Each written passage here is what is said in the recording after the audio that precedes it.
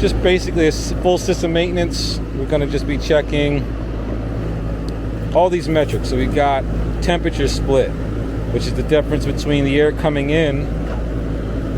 So we got a 71 degree return temperature and a 50 degree supply. So you're right in the range. Usually you want between 17 and 20, about 24 degrees. So we're right at 21 degrees split. So that looks good. So far that's nice. What I like to do as well is measure quick. Have you used this measure quick yet? It's powerful. You need to go ahead and get on. It's a free app too. So we're gonna fool around in system type. This is a package unit. It's not a split. See how it's all in one? That means it's got everything built in. You don't have any indoor unit. It's basically like a big window unit, basically. Yeah. Yep. Nothing inside. Nothing. Yeah. So literally the ducts just literally connect right back here. So your return connects here, the supply connects there, and it's just boom, circulates the air from inside of the house, basically circulating it outside. It's kind of conditioned in there, but I mean there's seams and stuff, so it's going to be a little bit more, you know. So we're going to check our model data plate, right? We're going to go up here and see. Okay, this is how we read that. So this is a serial number. That means it's 2022. You see the first two numbers there? That's the year. Second two is the month. But what we're looking for is the model. Okay? So to me, this model number here is showing 14 SEER 42, which is going to be, what's that, a 3-ton? Let's see here. 42, 3.5 ton. See here, measure quick, I can just select. Okay. Boom. 42, see that the 42 stands for 42,000 BTUs. Okay, so we got that down. This is 230, means 230 volts. I like to put the year in as well, so that's 2022. Dang, hold on. Year 2022. I think there's a piston in there for the metering device. It's a standard coil. So now we got all that together, right? What I'm going to do now, let's go ahead and get our gauges and everything set up. We want to always have this door, we want it to be closed as much as possible. We have to open it in order to see the And you want to close as much as possible. reason being is because what's happening now with it open, the air is being pulled in through. Air takes the path of least resistance, right? So the air is being pulled in through here instead of pulling in through this coil. If the air is not being pulled into the coil, guess what? That means the temperature in the coil, the refrigerant in the coil is going to go up because it's not pulling air through those fins to cool off the coil, cool off the refrigerant. That makes sense? So we're going to go ahead and do, boom, that's our suction line. Pop that in. You want to pop that on there.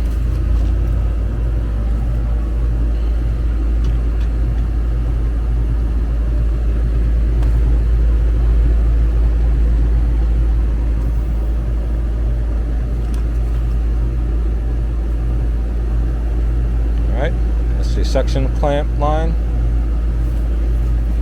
So you can just put, yep, anywhere on the suction line.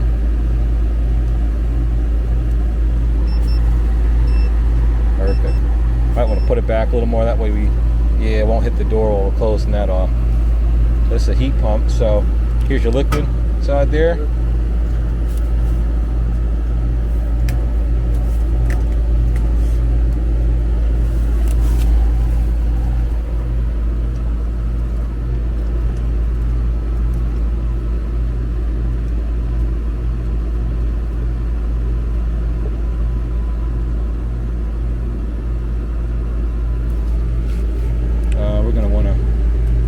Close this door up, basically. Perfect. All right, so now we can put that door back on.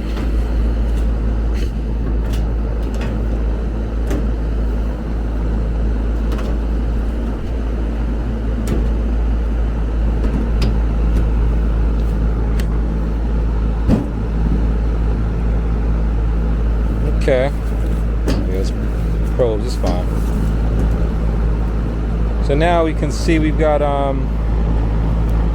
doesn't look bad. So we got 2 degrees of superheat, 11 degrees of subcooling. That's respectable for a package unit. Package units don't have a very long line set, so it usually has a lot less superheat than a regular straight AC split system. Let me show you the example though. Watch this when I take this door off. Watch what happens to this here pressure.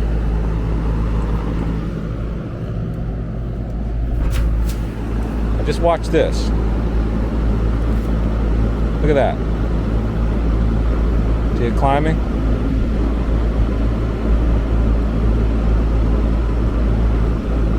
So the reason why it's climbing like that is because most of the air is coming in through here, not through here. These fins are cooling fins. They're heat exchangers.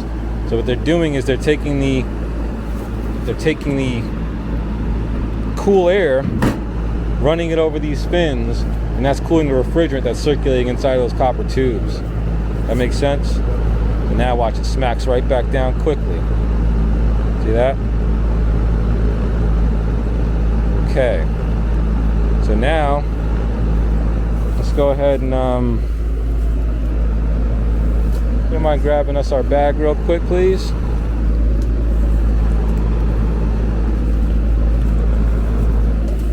I'm gonna go ahead and grab our meter. We're gonna get our voltages and amp draw.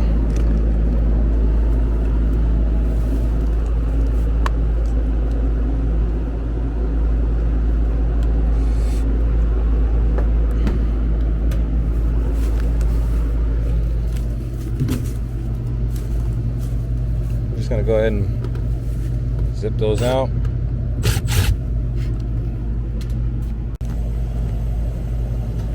All right, so boom. Remember I told you what type of metering device we had? What's that? That's that piston. You got it. So that right there, that's the nut. The same exact thing you seen on the outside of the cabinet before. That's how you know. The pistons resides right there in this thing here. So these are your capillary tubes. These essentially allow the refrigerant to basically trace different circuits in this evaporator coil, and that way it gives you a better expansion rate essentially, because it's basically it's tapping into the coil in different locations. Okay, but that's neither here nor there. That's just a verification. That's what I love about these package units. We can see quickly and easily our metering device. Now what we're going to do is we're going to check our volts and amps. So I put this thing in kilowatts. What's that? You got it. No doubt. So check us out. Boom. So you're going to like this. Oh, that meter is Bluetooth active as well. All right. So now we go to our electrical here. Bang. There's all of our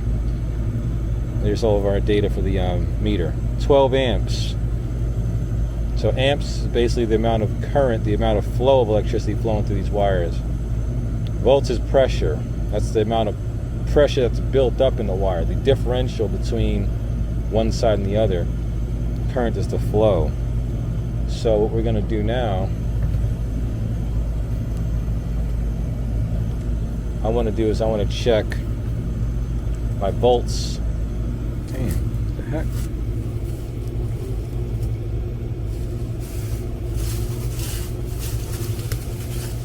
It's probably in the bag. Hope so. Oh, nice. So I keep these little Gorilla clips, I guess they call them alligator clips. And this allows you to, boom, like that. So I'm checking my voltage with these. I'm checking my amps with this, right? So you can see here, check us out. Our volts, 238, right? That's decent. It's a little low, to be honest. This is a 240, well, between 230, 240, so I guess it's not terrible. So what we're gonna go ahead and do, power factor, that's pretty important. That's showing us our capacitor's health. It's giving us a slight, one is actually the ideal. It actually starts at, so essentially the more off the capacitor it is, the lower this number is going to be. You want 1, so you see that's a fraction of 1, so that's showing 0.9. If it was like a 0.5, then that would be bad. But 1 is like perfect, ideally. So we're going to go ahead and say, let's capture that. Okay. Now, let's see if we can capture our fan. We got a board in here. Got the inducer, arc. So this is your dual capacitor here. That's a 45. You can read it here. What's that? A 45 by 5, right? You see it right there? Yeah. 45 by 5. So we already know it's good based off that power factor. But I'm going to just go ahead and show you how I read it live. So I can go here. So what I'm going to do, close out of this. I'm going to go to another app here, kilowatts. I'm going to go to the TechLink app, right? Hit connect.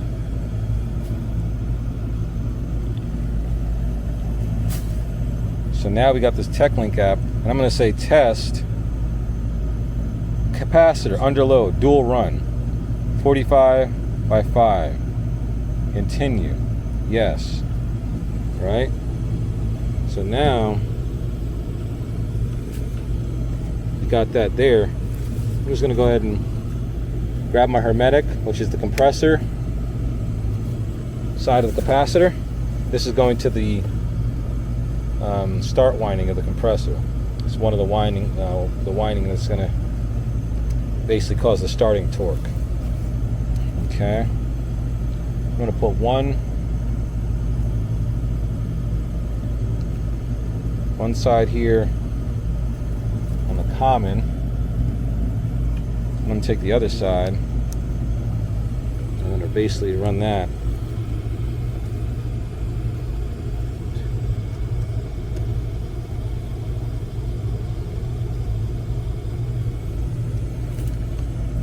Check it out. 42.6. That's legit. That's within spec. Should be 45. I'd like to take a quick screenshot of that. Then do the same thing for the blower, the condenser fan motor, sorry. It's this brown wire. This is a little hard to see, so all I'm doing is wrapping the amp clamp around the brown wire. I'm going to change this to 5, or target. See that? So now it's showing 5. Now I'm going to put the other terminal on that one, on the 4.3, 4.2. It's probably not low, to be honest. This isn't going to be. Let's see what's showing here. All right, so when checking static pressures, you're usually going to use something like this here, right? It's what they call a static pressure probe. So what it is this will go into the return of supply plenum.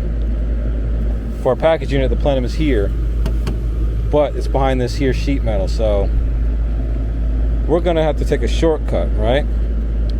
In a regular split system, you know, with a furnace, you would put it like, I'll have to show you. Basically, let's say it's a heat pump. You just put it on this part that connects to the unit. Almost like not that box. That metal box. Yep. So you see how that's pretty big, right? Yeah. So I'd have to put a pretty big hole in this thing if I wanted to check it. So this is what this comes in. This is a tire inflator. Okay, see it's got a little small hole in it. So it'll check my static pressure. Now I only have to put a small screw size hole in this, and I can basically push this down in here and get my supply pressure. Okay, so I could probably just pop one of these screws out, or here's one here. See this hole here? This hole right here? Yeah. I mean, don't ever try this at home, because, you know, there's still a lot of voltage going on through here. But I'm being very careful. You see? So I'm just going to turn this here on. I'm checking the pressure that fan is producing. It's like a ballooning pressure on the ductwork. Okay? So what I'm doing now is just carefully poking through. Boom, there it went. So we see we're now in that we're in the wall there. So now we can definitely take a look and see. Check a look at that. So that's 0.4 inches of water column. It's basically a measurement of pressure. Water column, I think, is, I'll put it in the thing, but I think it's maybe like I don't know, 28 inches of water column is 1 pound, 1 psi or whatever, something crazy like that. Maybe 16 inches of water column is a psi. I don't remember, but either way, so that's 0.39 inches of water column. So now you don't have to worry about, oh, I got to put a hole through here, because if you put a hole in here, guess what? You're not going to access the duct. This is just a shroud. This is just covering the duct. Right. So then you have to, see what I'm saying? You never need a job to put had gun crawl space. Exactly. So I know. So I want access. I want literal access to that. So what I'm having to do, I basically, because this panel here is connected to the duct where it goes in, that's decent static pressure. That's a good measurement. So I'm going to take my return static pressure probe. Let's go on the other side.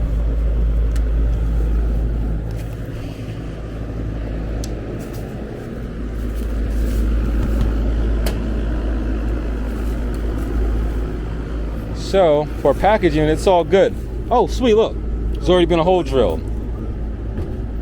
So we don't, but all I would do is just take my step bit here, anytime, bang, put it on the drill a hole through it. No big deal, it's not gonna hurt anything. You usually want to cover that though. I'm gonna cover that up with tape. Okay. So this is checking the suction pressure on the other side of the blower. You know, fans, one side is sucking air in, the other side is pushing it out. So this is the side that's sucking the air in. It's still pressure, but it's a negative pressure. That's what that's called. So what I'm gonna do, always got to reset these to atmosphere. So press that, don't hold it, just tap it. You see it flashes blue? That basically means it's resetting to zero, zeroing it out. Pop that in there like such. Now let's take a look. So our total static pressure is 0.93. That's almost an inch of water. That's high. That means the ductwork is probably going to be undersized. That's pretty much 80% of the package units in the Carolinas are probably set up like that. I'm going to capture it. It's just there for our notes. We know now. Whatever. All right? So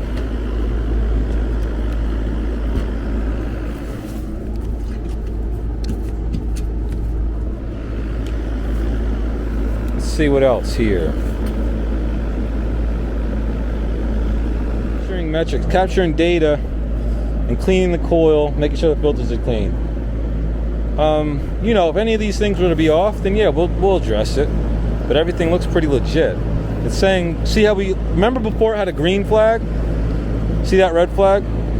So check us out. This is what I like about Measure Quick. It's going to give us a diagnostic. So it's like, okay, you got a problem here. What do you think the problem is? Based off of what we just dealt with. What I just talked to you about.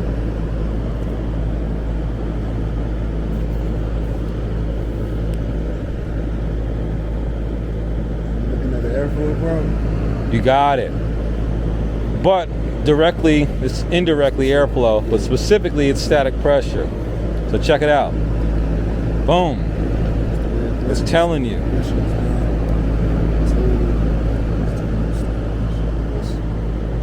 So that's letting you know something's out of spec, something's out of range. Now you see how this app could be very viable to you as a new tech, right?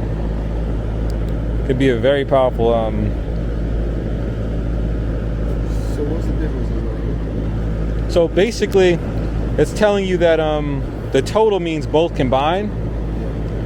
Remember we checked one side here and the other side there? So we checked two different pressures. One was the sucking pressure, The other was the pushing pressure, the expanding pressure, right? So it's telling us, okay, our supply static pressure was in range, so it didn't flag it. This pressure here, that was decent, given how a general system runs. But the return pressure, on the other hand, was high. So it tells us, okay, our return static is high, which made our total static high. See what I mean? So now we know, okay, if this were like, we can't do anything about this because it's just the way the ductwork is set up. The filters are slightly dirty, so maybe changing those filters will help. Return is where the filters go in. That's what they mean by the return. That's connected to where you change your filters. Because what it's doing is returning the air back to the unit. That's why it's called a return. You see? So that threw our flag off. That threw our perfect ratings off. No big deal though. We'll capture that. We got all of our stuff captured. We got an estimated airflow of about 1,330 CFM. That's respectable for a 3-ton. 21 degree split, beautiful. That's right in the money, right? Everything is basically right on point. The only thing that's out of range is those static pressures. So we're gonna go ahead and clean these coils up. We're thinking everything else is good.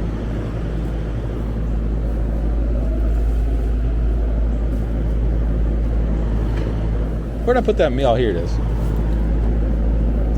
Just gonna quickly check the volts and amps on the compressor just for.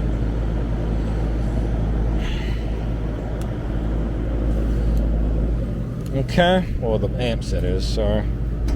Boom. So while I'm in here, I'm just gonna quickly check our amps. To check the amps, I like to use the common, which is the black one, and it shows you on that. It's not always the black one, but 9 times out of 10 it's gonna be the black wire. So see here, that's common. Our amperage is 11.3 amps. That's fine.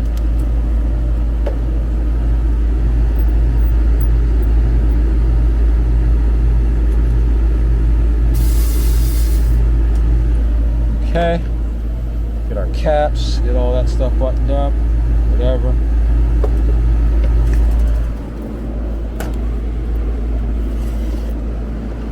What happened to that other cap, huh?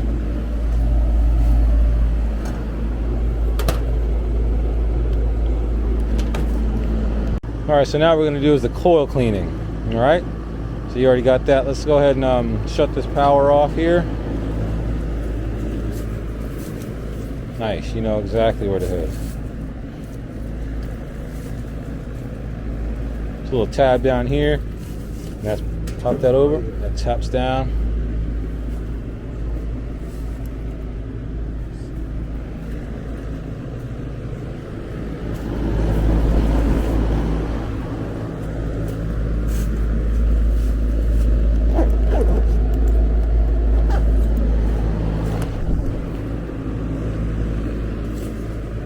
You got it. That's legit. Yes, sir. Amazing. Now, basically, all you're going to need to do, because this isn't that dirty, usually we would pop this top, spray from the inside out, but this is a brand new system, just installed a few months ago. We're just going to go ahead and spray like such. Start from the bottom and come up. Boom. Let that build up the product. Oh wow, I don't want to mess my lens up, but that stuff is, it's got muriatic acid in here. So you see how we're coating it there? You can do that with the rest of it.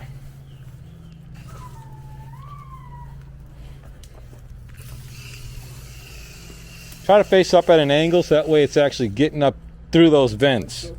You know what I mean? Yeah, like that. So that way it's actually going up through the vents.